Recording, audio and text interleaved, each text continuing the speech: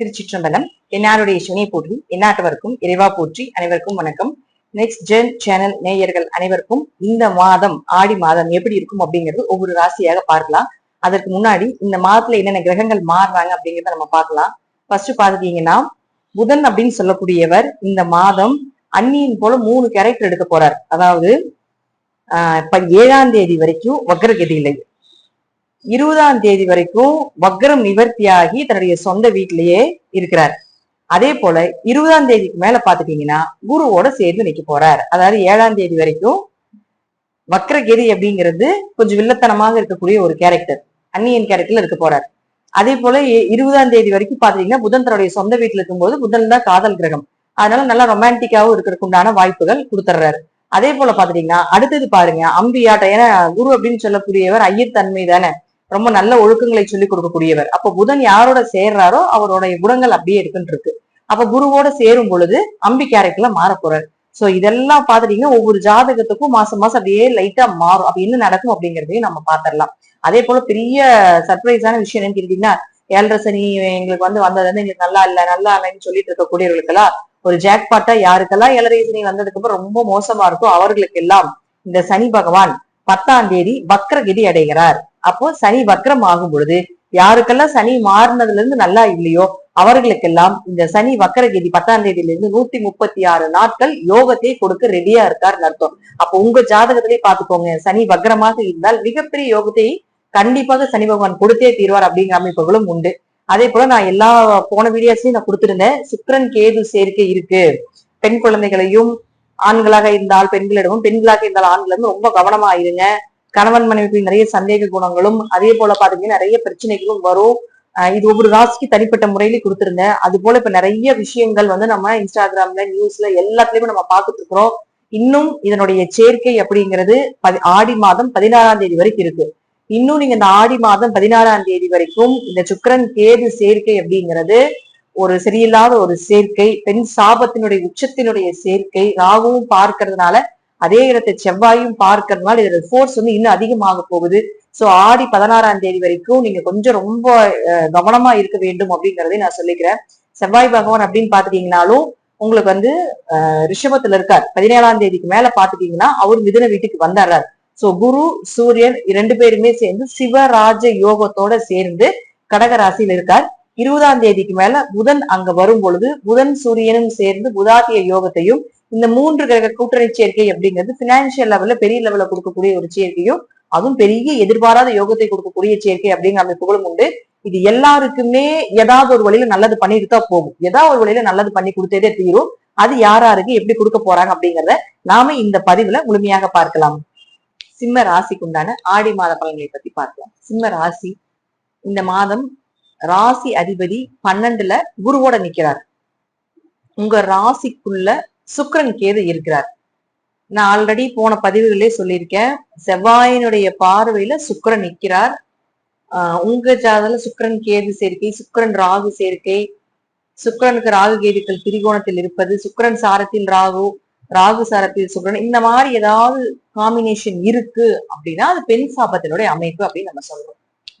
அப்போ இப்ப இந்த காம்பினேஷன் வந்து உங்களுடைய ராசிக்குள்ளே நிக்குது. ஆல்ரெடி சிம்மம் அப்படின்னாலே அஷ்டம சனிங்கிறது அவமானப்பட்டு தான் ஆகணுங்கிறது விதி. அவமானப்பட்டாதான் சிம்மம் அஷ்டம சனி உங்க கர்மா கழிய போகுதுன்னு அர்த்தம். இதெல்லாம் ஒரு பக்கம் தூக்கி வச்சிருங்க. அதே போல ராசி அதிபதி மறைறாரு. எப்பவுமே ராசி அதிபதி நல்லா இருக்கும், வலுவா இருக்கணும். ராசி அதிபதி வலுவா இருந்தா தான் நம்ம செய்யக்கூடிய விஷயம், சொல்லக்கூடிய விஷயங்கள் எல்லாமே என்ன நேரங்காலங்கள் இருந்தாலும் நமக்கு சப்போர்ட்டா இருக்கும். இப்ப ராசி அதிபதி மறையும் பொழுது என்னதான் குருவோட இருந்தாலும் இதுக்கு பரிகாரமே என்னன்னு கேட்டுட்டீங்கன்னா அமைதியாயிரும், மௌனம் ஆயிரும். இப்ப நீங்க வந்து மூவிங் பண்ணினாலும் அது நடக்காது. உங்க வீட்டுல உங்களை பத்தி நிர்வகிக்கிறீங்க, நீங்க தப்பு செய்யலைன்னு சொல்றீங்க, ஒரு விஷயத்துக்காக நீங்க போய் பாக்குறீங்க, புதிய முயற்சிகள் செய்யறீங்க, இது எல்லாமே பொறுமைதான். இப்ப வேண்டாம், இந்த மாசம் வேண்டாம், ஆடி மாசம் உங்களுக்கு செட் ஆகாது. நீங்க வேணா டெஸ்ட் பண்ணி பாருங்க. ஆடி மாசத்துல பெரிய அளவுக்கு உங்களுக்கு வளர்ச்சிகள் இருந்திருக்காது. அப்ப லக்னாதிபதினா அந்த டைம்ல மறைறாருன்னு அர்த்தம். ராசிக்கு 12ல மறையுதுன்னு அர்த்தம். அப்ப அந்த டைம்ல லக்னாதிபதி மறைந்தால் பின்னாடி நின்னுக்கு நீங்க பேசாம, முன்னாடி யாரோ என்னமோ பண்ணிக்கணும், நான் பின்னாடி இருந்து செயல்பட்டுக்கிறேன். ஒரு ஃபங்க்ஷனுக்கே போறீங்கனால் கடைசியா போயிட்டு வாங்க, அதுதான் பெஸ்ட். அப்ப திட்டுறாங்க, கடைசியா வரீங்களே அப்படின்னு கூட திட்டுவாங்க. முன்னாடி போனீங்கன்னா அவமானப்படுத்துவாங்க. அதனால கடைசியா 2 திட்டு வாங்கிக்கிறது பரவாயில்ல தானே. அதனால அந்த மாதிரி இருந்துக்கோங்க. ஏன்னா உங்களுக்கு 2ஆம் அதிபதியும் உங்களுக்கு பாத்தீங்கன்னா ஒரு 20ஆம் தேதி வரைக்கும் புதன் வந்து மிதுனத்துல இருக்காரு. அப்ப காசு பணம் ஏதோ சார்ந்த விஷயங்கள், குடும்பம் சார்ந்த விஷயங்கள் ஏதாவது வேணும் பிடிக்கணும்னா ஒரு 7ஆம் தேதியில இருந்து 20ஆம் தேதிக்குள்ள மூவ் பண்ணுங்க, கண்டிப்பா கிடைக்கும். ஒரு குடும்பத்துல பேசுறீங்க, கொஞ்சம் உங்க பேச்சுக்கு ஒரு மரியாதை வேணும், நான் சொன்னா கேட்க மாட்டேங்கிறாங்க, லக்னாதிபதி மறந்துதான் நிக்குது. ஆனாலும் கொஞ்சம் காது கொடுத்து கேட்கக்கூடிய நேர காலங்கள் 20ஆம் தேதி வரைக்கும். அந்த 20ஆம் தேதி வரைக்கும் உங்களால முடியல அப்படின்னா 20ஆம் தேதிக்கு மேலேயும் பேசாம இருந்துக்கோங்க. ஏன்னா அவரும் 12க்கு வந்து மறைஞ்சிடுறாரு. அப்ப அதனால கொஞ்சம் பொறுமையாக இருந்து கொள்வது நல்லது. ஏன்னா ஆல்ரெடி சுக்கிரன் கேது உட்கார்ந்து செவ்வாயினுடைய பார்வையில ஒரு கெட்ட பேரோ ஒரு அவமானமோ மனவிரக்தியோ கொடுத்துட்டு இருப்பாரு. ஆனா கேது ஞானத்தை கொடுத்துரும். அது வந்து எந்த மாற்று கருத்தும் இல்லை. இப்ப சுக்கிரனோட கேது இருக்கும் பொழுது நான் சொன்னது போல பாத்துட்டீங்கன்னா தொழில் ரீதியாக ஞானத்தை கொடுக்கும். ஏன்னா சுக்கிரன் யாருன்னா உங்களுக்கு தொழில், உங்களுடைய கர்மா, அதே போல 3 குடையவர் ஆகிறாங்க, உங்க கூட பிறந்தவர், உங்களுடைய மாமனார், இது சார்ந்து இருக்கக்கூடிய உங்களுடைய கேரக்டர்ல எப்படி என்ன, இதுல எப்படி ஜெயிக்கலாம், தொழில் எப்படி ஜெயிக்கலாம், இப்படிங்கிற இந்த ஞானத்தை கொடுத்துருமே தவிர அதை செயல்படுத்த விடாது. அப்ப செயல்படக்கூடிய காலகட்டங்கள் இன்னும் உங்களுக்கு வரல. அது வரைக்கும் நம்ம பொறுமையா தான் இருக்கணும். போய் போட்டு பணத்தை கொட்டி அதை இதையும் பண்ணி நஷ்டமாயிட்டு வர்றதுக்கு உண்மையிலேயே கொஞ்சம் பொறுமையா இருந்து போறது எவ்வளவோ பெஸ்ட் அப்படிங்கிறதுதான் இந்த மாதத்தினுடைய பலன் சிம்மத்துக்கு. அப்ப சுக்கிரன் கேது அங்க இருக்கும் பொழுது ரொம்ப கவனமாக ஹேண்டில் பண்ணுங்க. என்ன பண்றாங்க, வீட்டுல என்ன நடக்குது, என்ன செய்யறாங்க, இதுல மட்டும் கொஞ்சம் கான்சென்ட்ரேஷன் பண்ணுங்க. இந்த மாசத்துல கொஞ்சம் மெடிடேஷன் பண்ணினீங்கன்னா கொஞ்சம் சக்சஸ் அப்படிங்கிறது, கொஞ்சம் மன அமைதி அப்படிங்கிறதும் கண்டிப்பா கிடைக்கும்.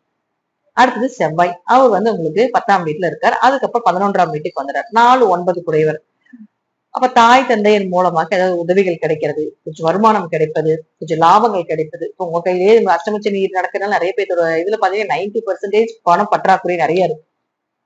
கடன் ஏகப்பட்டது. கடன் கட்டுறதுக்கு வட்டி கட்டுறதுக்கு பணம் இல்ல, கட்ட முடியல. யாரு பணம் கேட்டாலும் கொடுக்க மாட்டேங்கிறாங்க.